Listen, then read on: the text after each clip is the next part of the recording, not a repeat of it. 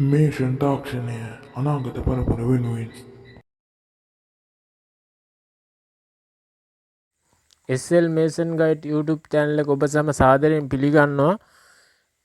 කණු අච්චුවක් කොහොමද කොන්ක්‍රීට් කරගන්න කියන එක ගැන මම ඉස්සෙල්ලා වීඩියෝ එකක් ගෙනාවා. ඒ වීඩියෝ එකේ මම කතා කළා නැවත උඩ ගහන කොටස ගැන. ඒ කොටස තමයි මේ කොටසින් ඔයගොල්ලන්ට පෙන්වන්නේ. බලලා ඒ විදිහට ඔයගොල්ලෝ අච්චු සකස් කරගන්න විදිහ දැනගන්න.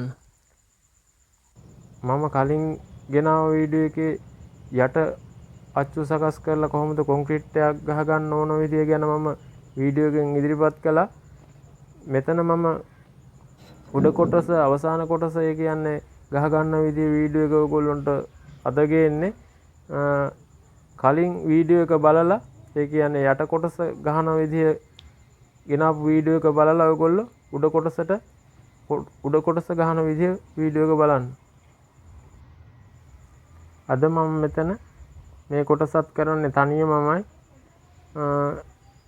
තනියම කරන්න පුළුවන් කියලා ඕගොල්ලොන්ට දැනගන්න තමයි මම මේ වැඩේ මෙහෙම කරන්නේ.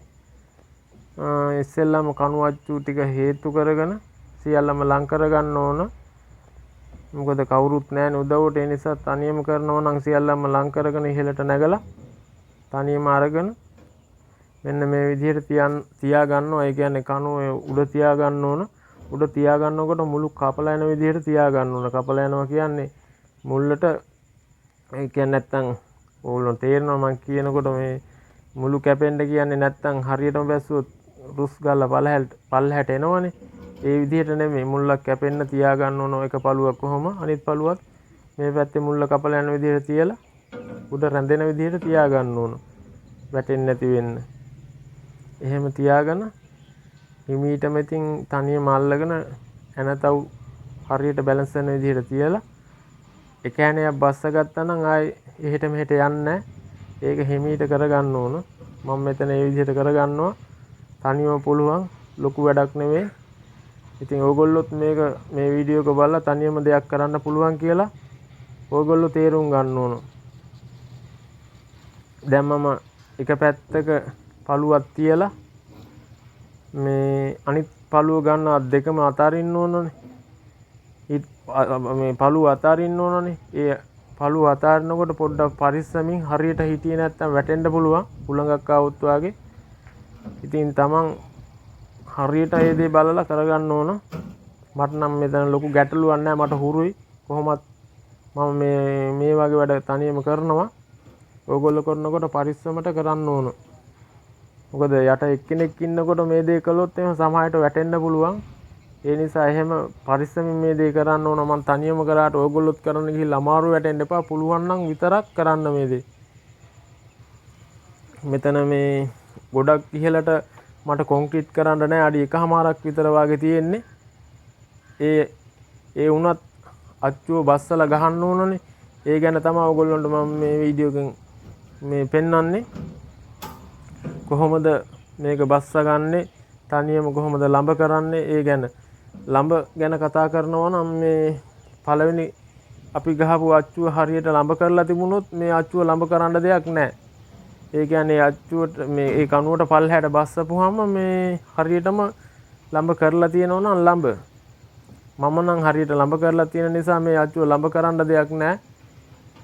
මේ ඕගොල්ලෝ පොඩ්ඩක් ළමේ දාලා බලන්න. ඒ කියන්නේ අච්චුවේ අඟල් 2-3ක් වගේ බැහැලා තියෙනවා නම් අච්චුවක් ලම්බ කරන්න පුළුවන්. ගොඩක් යටට බැස්සොත් ලම්බ කරන්න බෑ. ඒ කියන්නේ යට කණුව ආපු විදිහටමයි මේ උඩ අච්චු කොටසත් හිටින්නේ. ඒ නිසා අනිවාර්යයෙන්ම මේ යට කණුව හරියටම ලම්බ දා ගන්න ඕන. එහෙම වුණාම උඩ කොටස ලම්බ කරන්න දෙයක් නැහැ.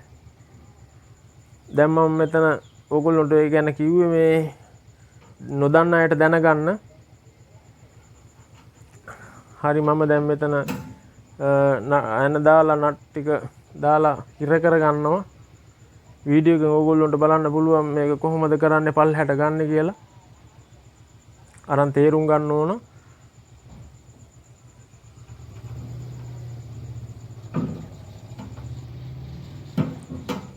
එන ටික ඔක්කොම දාගත්තාන් පස්සේ එන ටික හිර කරන්නේ සාමාන්‍යයෙන් නට් වලට බුරුලට වාගේ තියලා බස්සනකොට පෙට්ටිය බස්ස ගන්න ඕන. ඊට කලින් අපි කරන්න ඕන කණුවේ මාක් එකක් දා ගන්න ඕන ඉස්සෙන්න ඕන ගාන.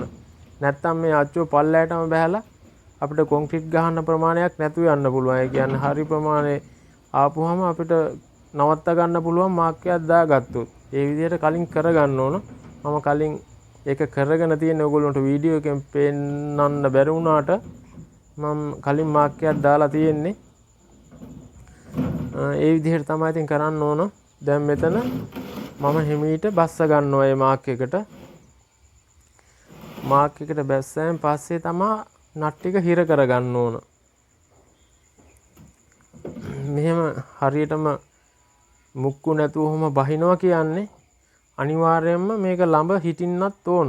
ඒ කියන්නේ යට කනුව ළඹ තියෙනවා නම් ඒ කනුවෙන් මේ පෙට්ටිය පල්ලෙහාට බහින්නේ. අනිවාර්යයෙන්ම ළඹ කරන්න දෙයක්වත් නැහැ. හරියටම එහෙම කෙලින් බහිනවා නම්. ඒ කියන්නේ අපි මුක්කුවක් මේකට කොයි පැත්තෙන් හරි තිබ්බොත් අනිත් පැත්තට නැමෙනවා. මේ එක කනුවකටවත් මම මුක්කු තියන්නේ අච්චු වලට. මේ විදිහට තමයි ගහන්නේ. මේ විදිහට කරන එක සාර්ථකයි. මම ඕගොල්ලන්ට මේ තනි අච්චුවකට මෙහෙම පෙන්නුවට වීඩියෝ එක මම මෙතන අච්චු සෙට් එකකටම කොන්ක්‍රීට් කරනවා. මම උදෙන්ම පටන් ගත්තාම කොහොමත් මම අච්චු ටික සෙට් කරගන්න 9 විතර වෙනවා. එතකොට කණු අච්චු ඔක්කොටම දානකොට මට 10:30 විතර වෙනවා මේ අච්චු සෙට් එක දාන්න. ඒ දාලා මම නැවත මේ කණු ගලවන්නේ එකෙන් පස්සේ වාගේ.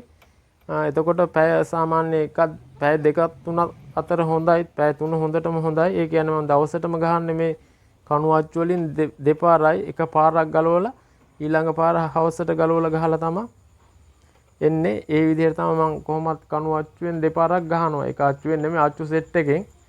ඒ විදිහට තමයි මම කරන්නේ. මම ඕගොල්ලන්ට දැන් මෙතන පෙන්නන්නේ අච්චුව ගහන විදියනේ. මම කණු අච්චුව කොහොමද තනියම ගලවන්නේ කියලාත් ඕගොල්ලන්ට මේ වීඩියෝ එකම පෙන්නනවා. ඕගොල්ලෝ බලා ගන්න වීඩියෝ එකෙන්. හරි ඊට පස්සේ මම මේ නැවත පැය 3කට පස්සේ වගේ තමයි මේ අච්චුව ගලවන්නේ. ඒ ගලවන්න ඉස්සෙල්ලා දැන් මෙතනදී මට බැමි කොටස් දෙකක් ළඟම තියෙනවානේ. ඒ කොටසින් මම පොඩි ජැක් ඒ කියන්නේ එතනම තිබුණු රීප් කෑල්ලක් අරගෙන ඉහළට තියලා අච්චුව ඕගොල්ලන්ට පේනවනේ. තියලා පොඩි ගලක් තියලා හිර කරලා තියෙන්නේ. ඒ කියන්නේ මේ අච්චුව ගලවනකොට පල්ලෙහාට එනවා. එන එකටයි මොකද පල්ලෙහාට එනවා කියන්නේ අර ඇනතව වෙනස් වෙනවා. එතකොට නට් බුරුල් කරලා ඇනේ ගන්න බැරුව යනවා. ඒ නිසා පාත් වෙනකොට මම දෙපැත්තෙන් පොඩි මුක්කු දෙකක් ගහගෙන තියෙනවා. ඕගොල්ලන්ට පේනවා බැම්මට තියලා. ඊට පස්සේ තමයි නට් ගලවන්න ඕන. නට් ගලවලා ඇනේ ගන්නකොට අනිවාර්යයෙන්ම කොහුලණුව කියන්නේ ලණු කෑල්ලක් දාලා අච්චුව මැද්දෙන් බැඳ ගන්න ඕන. ඒ කියන්නේ පළු දෙක ඈත් වෙනවට. දැන් මේ වැඩේ මම තනියමනි කරන්නේ. තනියම කරන විදිය ඒක තමයි. එහෙම මේ ලණු කෑල්ලක් දාලා බැඳලා තමයි නට් ගලවන්න ගන්න ඕන. අමතක වෙලා හරි ලණු කෑල්ලෙන් බඳින්න නැතුව නට්ටේ ගලවලා යන එළියට ගත්තොත් දෙපැත්තට යනවා. ඒ කියන්නේ අච්චුව වැටෙනවා. වැටෙනවා කියන්නේ ඇද වෙනවනේ. එහෙම වෙන්නත් බෑ. මේ විදිහට කළොත් එහෙම වෙන්නේ නැහැ. ලණු කෑල්ලක් දාලා බැඳලා ඊට පස්සේ නට් එක ගත්තාන් පස්සේ එක පළුවක් අතින් අල්ලගෙන අනිත් පළුව පල්ලෙහාට පාත් කරන්න පුළුවන්. මේ වීඩියෝ එකෙන් බලන්නකෝ කරන විදිය. අනිවාර්යයෙන් ඔයගොල්ලන්ට පැහැදිලි වෙයි. ඒ විදිහට කරන්න වරදින්නේ නැහැ. තනියම කරන්න පුළුවන් මේ දේ.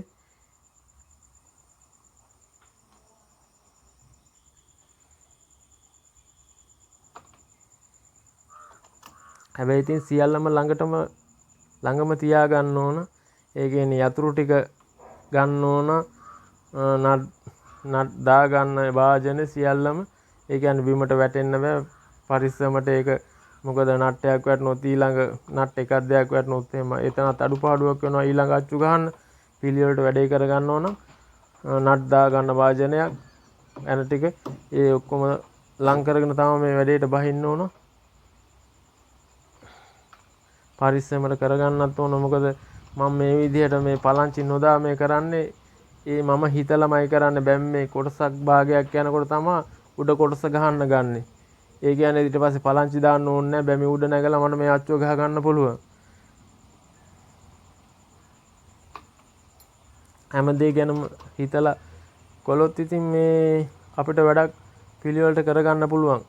මම සාමාන්‍යයෙන් දැන් කවදාකවත් වටේට මේ පලංචි දාගෙන එහෙම අච්චු ගහන්නේ බැම්ම යනකොට බැම්ම උඩටම නැගලා ඒ විදිහට තමයි කරගන්නේ. ඒ කියන්නේ ස්ටිරප් බඳින්නෙත් එහෙමයි. උඩට මේ දැන් සැබ් මට්ටම් විතරයි අපි ස්ටිරප් දාලා බැඳ ගන්නත් ඕන. නැත්නම් කූඩු පාත් කරන්න බැරුව වෙනවනේ මේ සැබ් එකේ. ඒ ගැනත් ඉතින් හිතන්න ඕන.